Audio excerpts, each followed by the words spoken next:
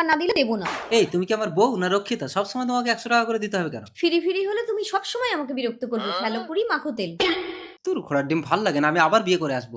প্রথম এসো মধু। মিতা, প্রথম তুমি তো টাকা ছাড়া কিছুই চেনো না, তোমাকে প্রতিদিন 100 টাকা করে দিয়ে দেবো। বিছানা ছাড়ো, আমরা শোবো।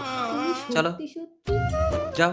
আরে বেরো, কামান মধু। না, তুমি জানো না সোহাগ রাতে বউকে উপহার দিতে হয়? ও আচ্ছা ঠিক আছে, এই নাও আমার মোবাইলটা তোমাকে দিলাম। ইস, এই পুরানো ফোন আমি নেব না, আমাকে নতুন আইফোন দিতে হবে। আচ্ছা ঠিক আছে, দেবো, চলো। সাথী তেরা প্যার হো যা।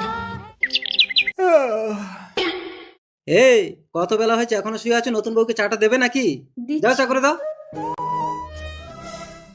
ছোট চা। এত সকালে তুই আমার ঘুমটা ভাঙিয়ে দিলি?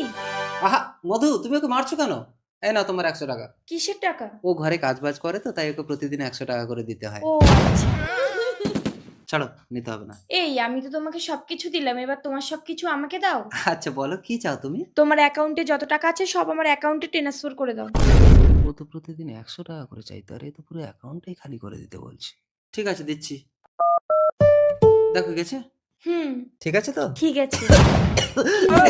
স্বামী, কি হয়েছে তোমার? এই শরৎ, মধু, আমার একটা কিডনি ফেল আছে, সার্জারি করতে 1 লক্ষ টাকা দরকার, দেবে? সরো, অত টাকা দিয়ে বুড়োকে সরাবো কেন? টাকা থাকলে কত ছেলে জুটে যাবে, আমি চললাম। মধু, ছোট,